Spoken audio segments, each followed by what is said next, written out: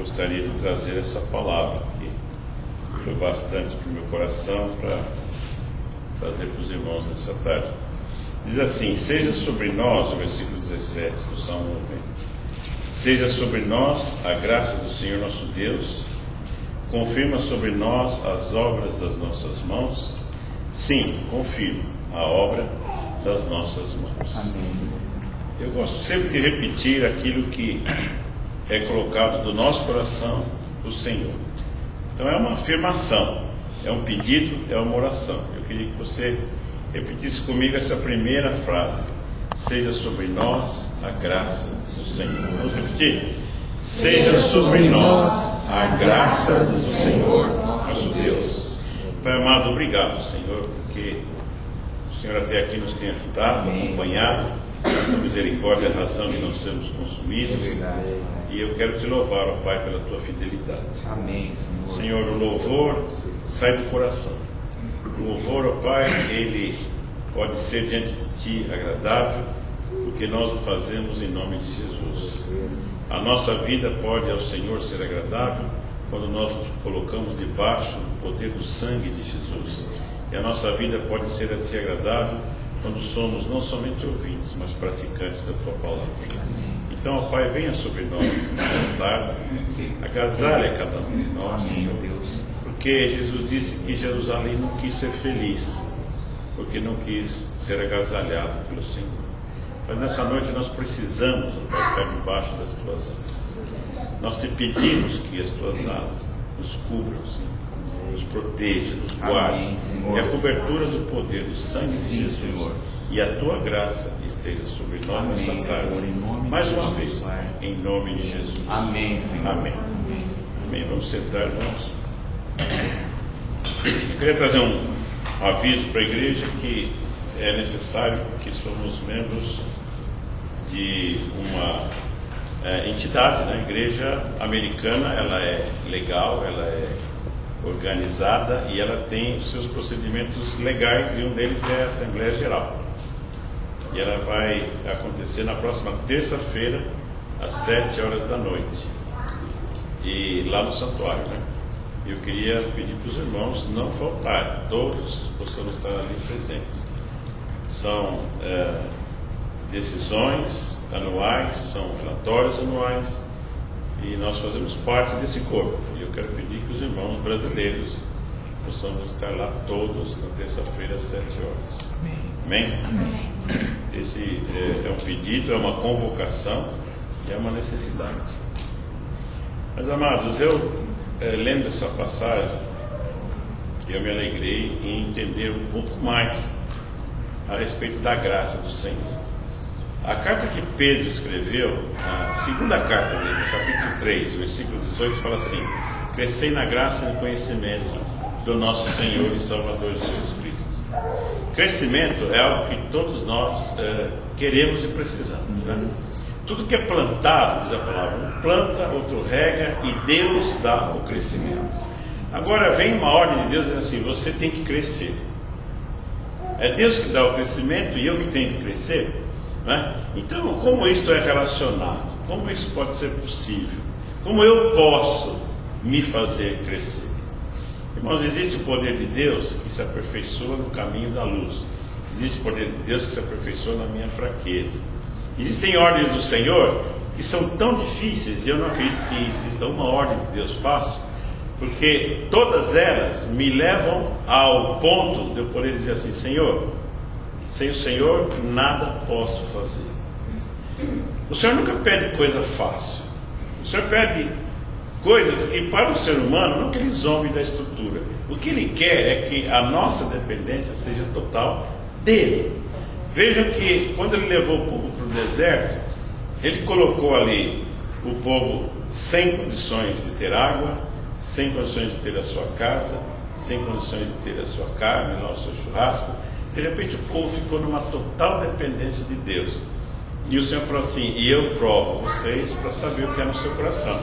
E toda vitória não é para vocês levantarem o braço e dizer assim: a força do meu braço é que conquistou isso.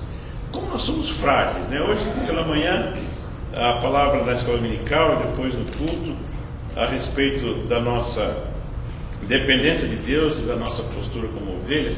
Como ovelha é frágil, né? Como ovelha é algo assim que é tão débil, que esse ponto frágil chega a ser até um ponto frágil do seu pensamento, né? Tem uma frase que condena, dizendo assim: você é um débil mental, né? Você é um débil físico, você é um débil assim na sua aparência. É a debilidade, é a fraqueza. E o Senhor diz que na nossa fraqueza Ele tem um poder que vai se aperfeiçoar. Mas o que quer dizer essa graça do Senhor, né? Eu creio, amados, que Deus nos deu a sua graça. O que é graça? Para mim, a graça é aquele algo a mais que Ele acrescenta. Nós não merecemos nem o começo, né? Quanto mais o bônus que Ele nos dá. Eu me lembrei do menino que ele no hospital, né, uma família muito pobre, uma família que passava necessidade, uma batata no jantar tinha que dividir com a família inteira. Aparecia no fim de semana lá a garrafa de Guaraná, tinha que dividir com a família inteira. Aquelas necessidades que uma família pobre passa. E ele foi internado no hospital, e depois de uma operação ele acordou, e a enfermeira veio com um copo grande assim, cheio de leite, né? Ele olhou para aquilo, olhou para a enfermeira e falou assim: até quanto eu posso beber desse copo, né? Ela falou: você pode beber tudo, e pode beber tudo porque tem mais. Então aquilo lá foi um espanto para ele, é uma coisa tão natural, né? Era daquele hospital. Então eu começo a chamar esse extra, né, a graça de Deus. Nós precisamos crescer nesse extra que o Senhor nos tem dado. E eu comecei a reparar na minha vida, a reparar aqui na palavra de Deus, e eu comecei a ler alguma coisa a respeito desse povo que o Senhor pega e começa a manifestar o seu poder, que é o povo de Deus. Eu vi que na Bíblia não existem os abramitas, né? Não existem mas existem os ismaelitas, não existem os isaquitas, né? Não existem os jacobitas, mas existe o povo de Israel, né? Então, o Senhor começou em Abraão, Isaac, Jacó, e depois o povo de Israel. Então, o pai Abraão, o povo de Israel, e depois o povo de Israel foi chamado judeus. E agora nós somos chamados o povo de Deus. Nós somos enxertados na boa oliveira, nós somos o povo de Deus também. Então, esse povo que Deus escolhe desde o começo, ele manifesta a sua graça. Tenho certeza que se eu chamar quem quer que seja dos irmãos aqui agora, tem um testemunho para dar da graça de Deus, do poder de Deus, aquela coisa que espanta, aquele amor extravagante do Senhor para a vida de cada um de nós.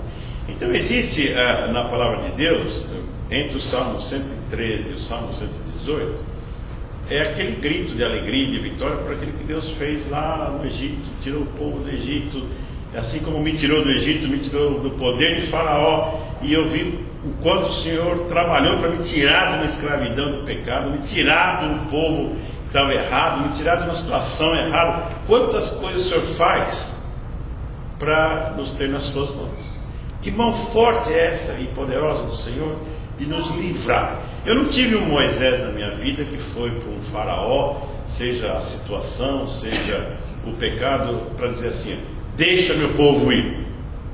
O povo podia sair, o povo podia fugir, o povo podia falar: Moisés, então de noite nós vamos fazer aqui uma caravana e vamos embora. Mas o Senhor queria mostrar o seu poder também naquele que tinha o poder na mão, porque o Senhor é o Todo-Poderoso.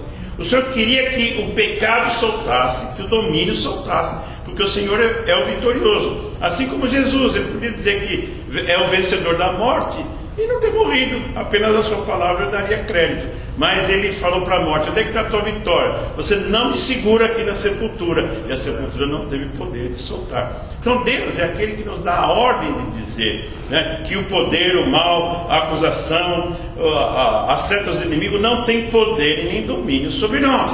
Mas o que o Senhor faz para nos livrar de tudo isso, eu vejo como a graça de Deus entra. O testemunho da conversão de cada irmão aqui vai contar de fatos assim, totalmente sem nexo para alguns, né? É a graça de Deus colocando algo a mais, algo a mais. O povo de Israel, eles tinham uma frase, e eu aprendi faz tempo isso, até estava falando com a Eni hoje. Eles têm uma frase que eles usam para dizer assim: não precisava, Não precisava, já era suficiente. E essa frase em hebraico chama dayenu, né? Então, por exemplo, eles falaram assim: nós choramos e o Senhor nos ouviu. Já é uma grande vitória o povo chorar e Deus ouvir. E o Senhor nos livrou do Egito. Aí eles falam, dayenu, já era suficiente o Senhor nos ouvir. Ele nos ouviu e ainda tirou do Egito. Aí depois eles falam, o Senhor nos livrou, o Senhor nos ouviu, nos tirou do Egito e praticou justiça ao povo egípcio.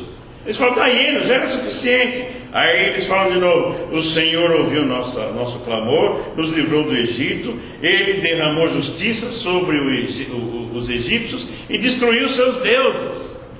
Eles falam, dayenu, já era suficiente. Aí eu destruí os seus deuses e tirei vocês com mão forte, já era suficiente. E levei para o deserto, onde ali te sustentei por 40 anos, já era suficiente. Eles falam, dayenu, então eu tirei vocês do deserto e coloquei na terra prometida. Então a misericórdia de Deus, essa graça de Deus, parece que nunca tem fim. Parece que nunca tem fim. Então, amados, o apóstolo Paulo, ele disse que o inimigo, ele enviou um mensageiro e esbofeteava ele no rosto, por causa das revelações que ele tinha recebido de Deus e que não podia nem falar. E ele foi tentar reclamar para o Senhor: Senhor, estou aqui, padecendo, estou fraco. O Senhor falou para ele assim: Paulo, a minha graça te basta. E muitas vezes parece um versículo só jogado assim: a minha graça te basta, como pouca coisa. A graça é algo sem fim, amado. Aleluia. O que eu quero mais do que aquilo que não tem fim? Que mais eu vou desejar se aquilo que eu mais desejo começou e não tem fim? Então a graça do Senhor nos basta, mas eu preciso crescer nessa graça do Senhor. Eu preciso enxergar essa graça do Senhor na nossa vida. A palavra também fala aqui, lá em 1 Coríntios, Paulo dizendo assim: é pela graça do Senhor que eu sou o que sou. Olha, repare bem na tua vida, quem é você? Eu sou o que sou. Quantas vezes você se coloca diante de uma situação e fala assim: eu sou mais do que vencedor, eu sou filho de Deus, eu sou crente em Jesus Cristo. Eu estou querendo que você lembre aquilo que, pela graça do Senhor, você é o que é. Não pelo que os outros querem que você seja, você acaba se submetendo àquilo que os outros pensam.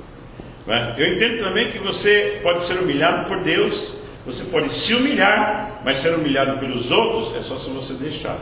Então aquilo que eu tenho diante de Deus, a postura de filho, eu sou o que sou pela graça de Deus, e pela graça sois salvos. E a graça não é obra, não vem a salvação pelas obras, não vem, é pela graça de Deus, é pelo dom de Deus sobre a nossa vida. Isso não tem fim. Bastaria eu olhar para o Senhor e falar assim: Senhor, eu sou pecador. Ele olhar para mim e falar assim: fala, pecador. Já era uma grande obra essa, o Deus vivo, o Criador, o Senhor de todas as coisas, olhar para um pecador, já é uma grande coisa.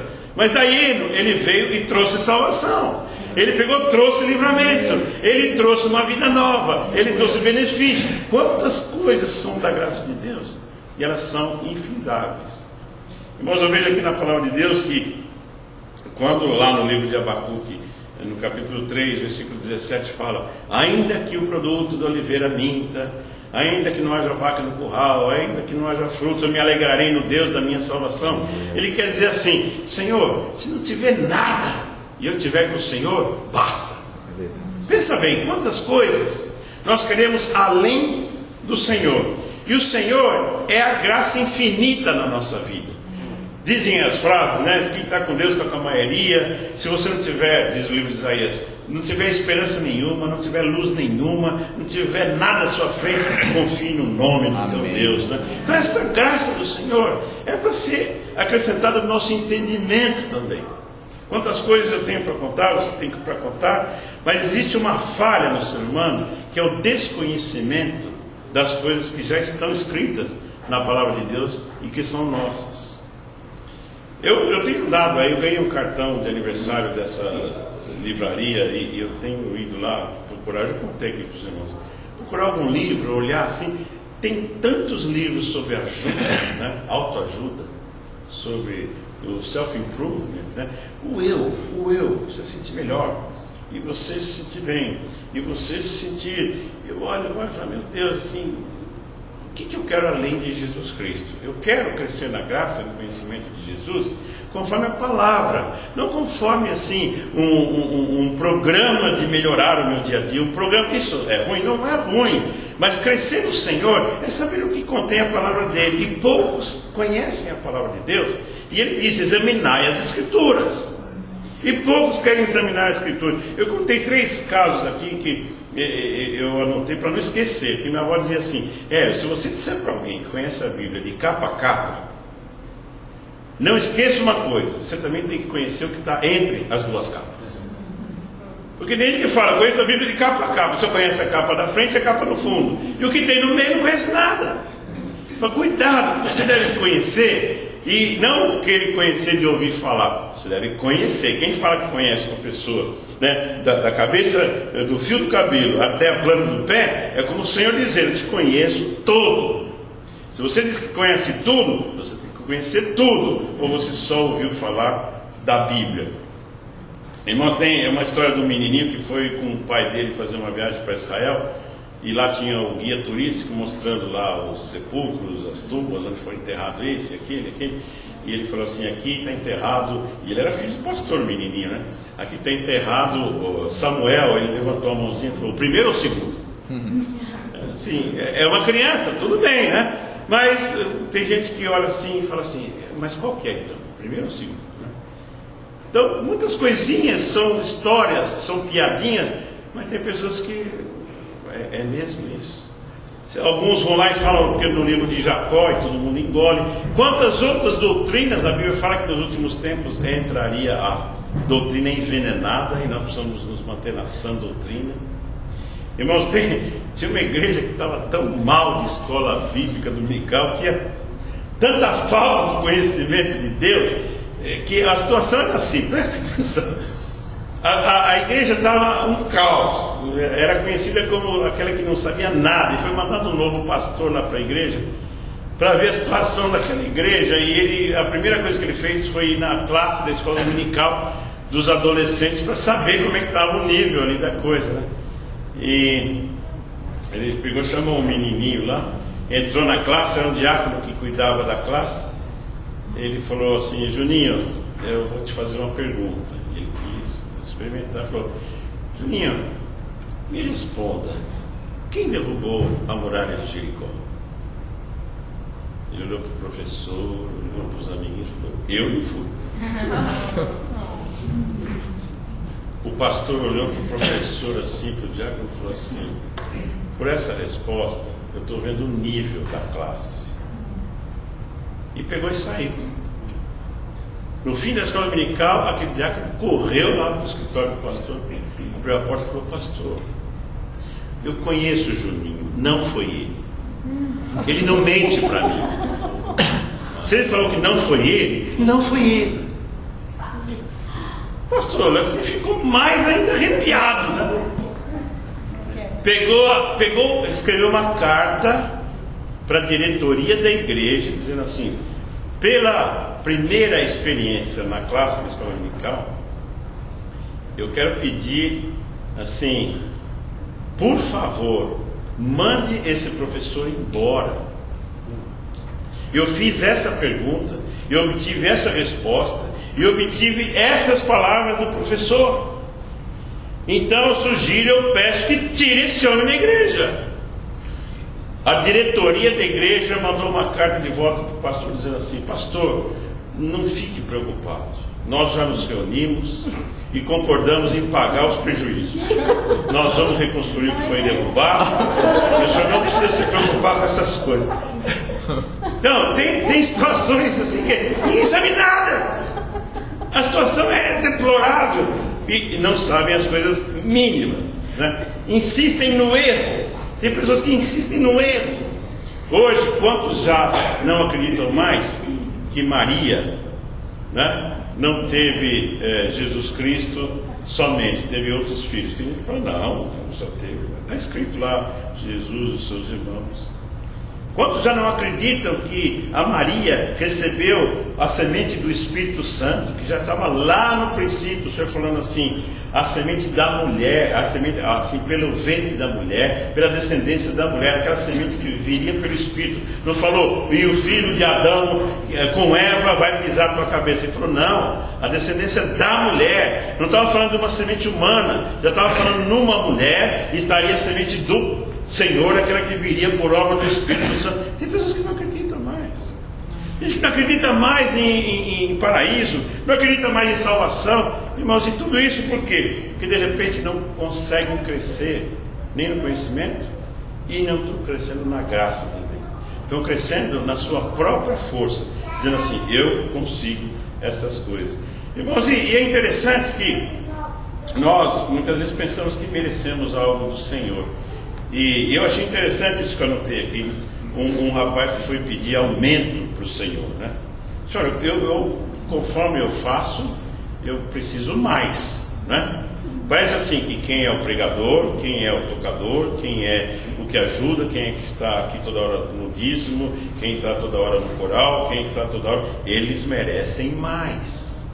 E de repente vem aqueles que parecem menos, recebendo mais, vão direto no chefe e pedem aumento.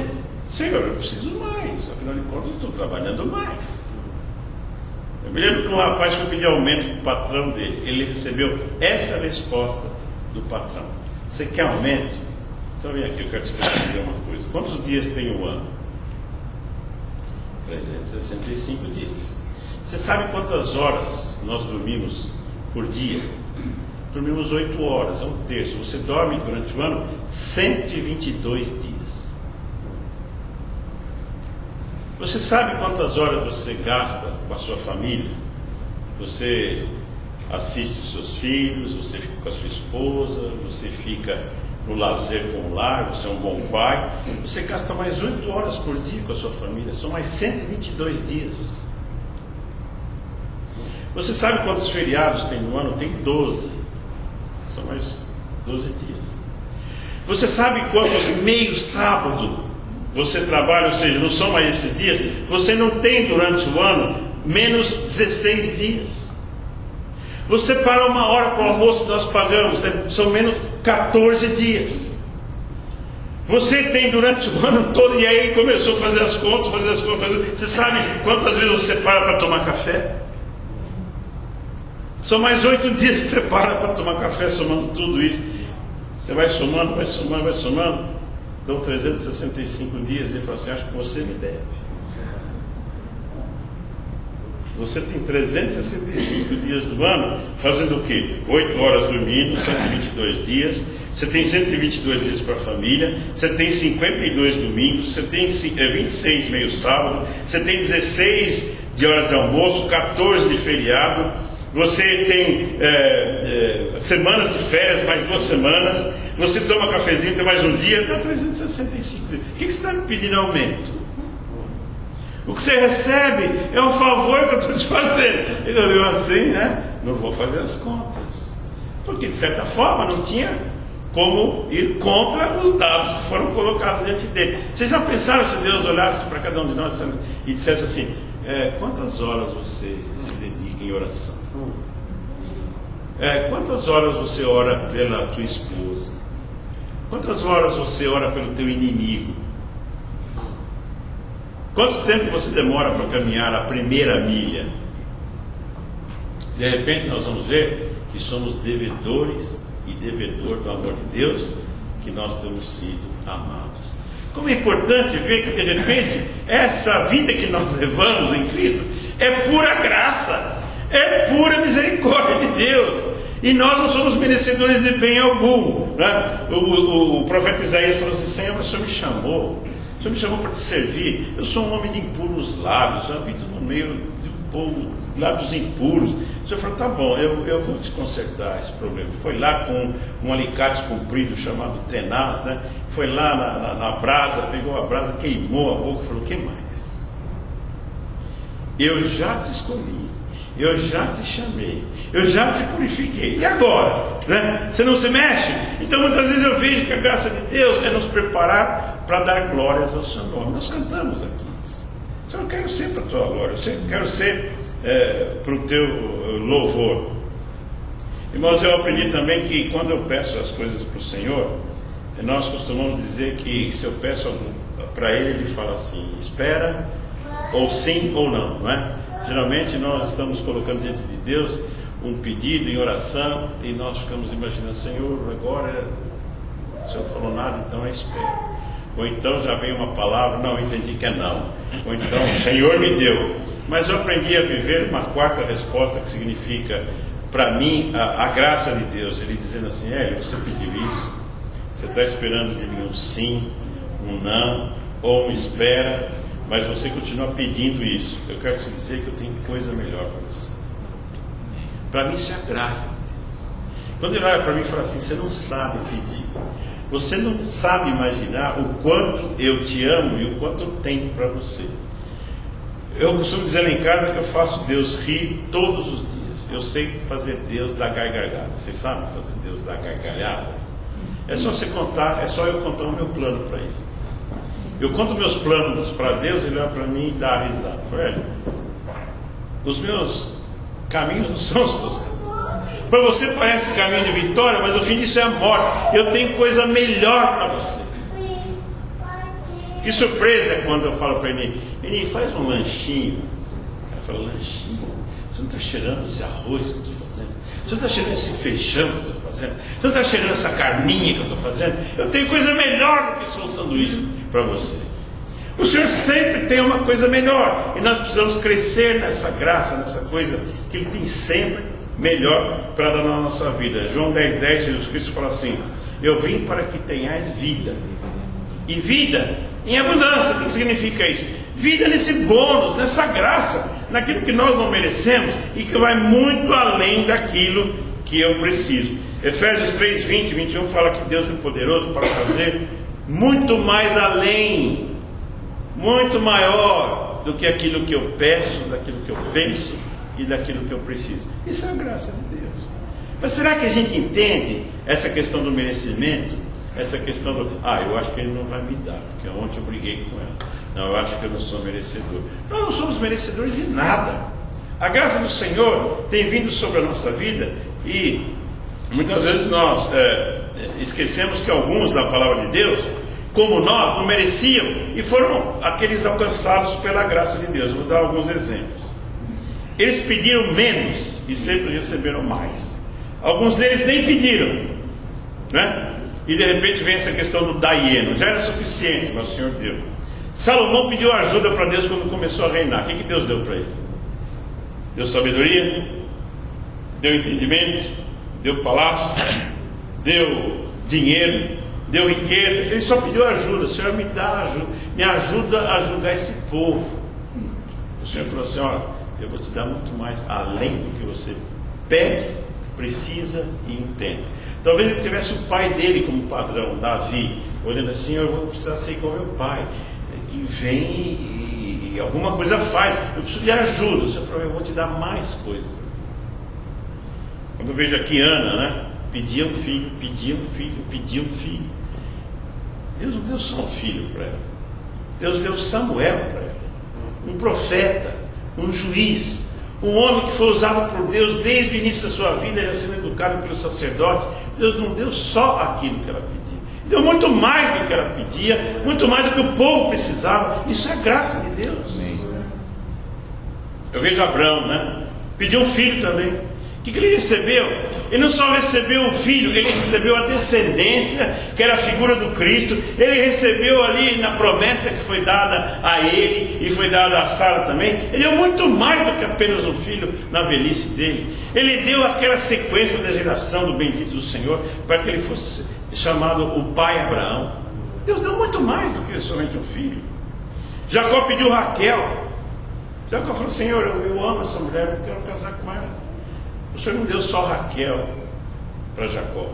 Deus deu 12 tribos para Jacó. Olha que coisa aí. Assim, como nós não sabemos, quando pedimos alguma coisa, o que o Senhor pode fazer muito mais além do que nós pedimos e pensamos.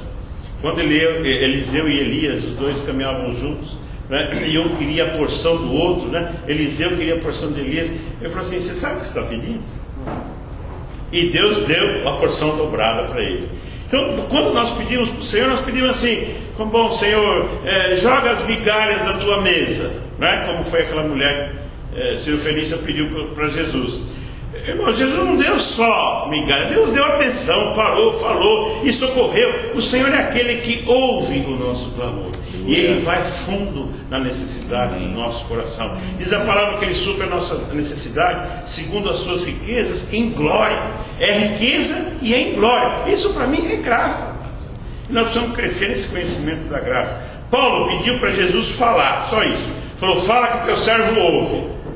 Jesus falou, chamou, escolheu, preparou, mandou, socorreu, usou. Deus fez de Paulo um escritor de todas aquelas cartas. Olha só o que Deus fez na vida de Paulo. Ele só pediu uma coisa: Senhor, fala que o teu servo ouve. Que coisa maravilhosa saber isso. Amados, eu pedi perdão para Deus. Um dia eu pedi perdão. Ele não só me perdoou, Ele me chamou de filho. No dia que eu pedi perdão pelos meus pecados, assim na minha alma, no meu espírito, eu conseguia ouvir o Senhor dizendo assim: filho. Que diferença é ter Deus só como Deus e de repente você entender que Ele é teu Pai. Que coisa maravilhosa essa graça de Deus. E daí, né? Já bastava isso para a minha vida. O que acaba Deus fazendo? Eu cheguei a pedir um ministério: Senhor, eu quero te servir. Ele não só me deu um ministério, Ele me deu uma igreja, deu um povo para viver junto. Isso é graça de Deus. Eu de repente pedi uma palavra: o Senhor fala comigo. Ele não só fala comigo, mas a Bíblia fala que aquilo era verdade, e Ele fez comigo e com muitos. Ele derramou o seu Espírito nos ensina todas as coisas. Eu só pedi a palavra, só pedi uma coisa. A graça do Senhor vai aumentando. Irmãos, eu pedi: o Senhor não me deixa ficar sozinho. Ele me deu uma esposa. Eu bastava? Não. Ele me deu uma esposa, e depois me deu a Carolina. O Senhor bastava? Eu tenho agora a mulher, já não estou mais sozinho, tenho um filho. Ele pega e me dá o Davi. O Senhor chega, dá ele, já tem um casalzinho. Ele pega e me dá a Rebeca. O Senhor chega, Ele vai me dar a Débora, e depois Ele me dá o Milo, e depois Ele dá a Cláudia, depois dá o Alex, depois daquele, e dá essa família. O Senhor vai acrescentando dia após dia a nossa vida de bênçãos. E eu só pedi para não ficar sozinho. Até a sogra Ele me deu. Eu não ia deixar de falar. Daí, amados, eu quero pedir aos irmãos darem valor àquilo que está na palavra de Deus no livro de Mateus, que diz assim: de graça. De graça não significando só sem dinheiro, é algo que vai além do que eu mereço. De graça você recebeu, então de graça também você dê. Então eu fico pensando que eu posso crescer na graça e no conhecimento de Jesus Cristo, mas qual é o conhecimento que as pessoas que estão ao meu redor têm da minha graça? Esse cara é sem graça, ou então esse cara é um desgraçado. A Bíblia nos ensina como eu posso usar e dar esta graça de graça. Quando a Bíblia fala assim: se te pedirem para caminhar 1 milha, vá com ele 2. Se te baterem numa face, dá para ele a outra. Isso é além do que te pediram. Quando te pedirem somente o teu vestido, dá a tua capa também. Quando você tiver um inimigo, antes de falar mal dele, ou nunca fale mal dele, você deve orar por ele. Então, amados, crescer na graça e no conhecimento do Senhor Jesus Cristo é ter em nós também o privilégio de graça recebermos e de graça darmos. Eu quero pedir a Deus que derrame sobre cada um de nós o seu Espírito, para que a gente cresça nessa graça e veja quanto além do que eu preciso, do que eu peço, do que eu penso, Ele tem acrescentado na minha vida, e o quanto eu posso fazer a mais do que aquilo que eu já estou fazendo. Por isso diz a palavra assim: andando um pouco mais. Se apertar um pouco mais, né, vai dar resultado. O livro de Isaías fala assim: não despreze o mosto, né, que ainda dá doçura. Aquela uva que você chupa assim, no Brasil a gente faz assim, aqui não, né? Se come tudo. Lá você aperta a uva assim e põe no prato. Se você apertar de novo, tem mais um pinguinho ali, né? Igual a carteira, tem mais um pinguinho ali que vai sair. Não despreze aquilo lá. O Senhor sempre fala que você tem valor. Na tua vida ainda tem algo que manifesta a graça de Deus. Não consigo fazer o bem. Você consegue, sim. Porque a graça do Senhor está conosco e ela nos basta. E o poder de Deus se aperfeiçoa na nossa fraqueza. Porque quando eu vejo que eu estou fraco, aí eu sou forte. Porque eu vejo que existe um que em mim pode trazer força. E tudo posso em Cristo que me fortalece. Amém. Vamos ficar em pé, vamos orar e pedir a Deus que nos dê o privilégio de crescer nessa graça. Amém. Chegue na tua casa, no teu trabalho, na tua vida. Veja o quanto o Senhor tem acrescentado, muito mais além do que aquilo que pedimos e pensamos. Tudo isso é a razão da sua misericórdia, é a razão do seu amor, e é a razão da prova de que Ele nos tem dado a sua graça. Senhor, eu quero te agradecer pela tua graça, pela tua misericórdia, pelo teu perdão, e quero te louvar, ó Pai amado, porque o Senhor nos tem acrescentado sem merecermos. Eu te louvo, Senhor, porque o Senhor nos tem chamado de filhos, o Senhor nos tem trazido ao teu colo para agasalhar, curar, mesmo errados e pecadores, Senhor, nós temos sido abençoados quando clamamos o nome de Jesus, esse nome que tem poder. Aleluia. Senhor, ajuda-nos a crescer nesse conhecimento, desses benefícios da salvação. Ajuda-nos, Senhor, a andar sem reclamação, sem murmuração, sem amargura, sem ira, sem contenda, porque temos motivos de sobra para andar de vitória em vitória, de glória em glória, de força em força, de gratidão em gratidão. E poder dizer como teu servo no passado, erguendo o Senhor no altar: Ebenezer até aqui nos ajudou sempre. Aleluia. Ó Pai amado, e nessa confiança da tua graça, nós podemos confiar no nosso amanhã, que a ti pertence. Sabemos, ó Pai, que já ter vida hoje é manifestação da tua graça. Ter tempo ainda, Senhor, de acertar, consertar e receber das tuas boas promessas, eu te louvo, porque é a porção da tua graça. Senhor, e já não bastando todas as tuas maravilhosas obras na nossa vida, o Senhor ainda vai voltar para nos buscar. Quero te louvar, Senhor, porque nós podemos cantar que seria suficiente, mas eu te louvo porque a tua graça é infinita, Senhor, é infinita. E assim mesmo, quando o Senhor vier nos buscar, o Senhor nos levará contigo e estaremos contigo para sempre. Pai, quero te agradecer pelas tuas promessas, pelo teu cuidado e também pelo teu perdão. Senhor, perdoa a nossa iniquidade, a nossa incredulidade, Senhor, e a rejeição dos benefícios que o Senhor nos tem dado. Nós não queremos ser como a sanguessuga que tem o nome dá e nunca se satisfaz. Eu quero te pedir, ó Pai, que possamos viver na tua porção e ver que não merecemos esta porção. Quero te louvar, Senhor, porque a tua misericórdia triunfa do juízo, porque como pecadores o juízo é morte, mas o poder do sangue de Jesus nos traz vida. Aleluia. Quero te agradecer pela tua provisão. Quero te agradecer, ó Pai amado, porque podemos invocar a tua bênção, o teu Espírito Santo, e pedir que o Senhor abra os nossos olhos, abra o nosso coração, para ver que a tua graça nos basta. Amém. Quero te pedir, quero te agradecer com os meus irmãos, em nome de Jesus.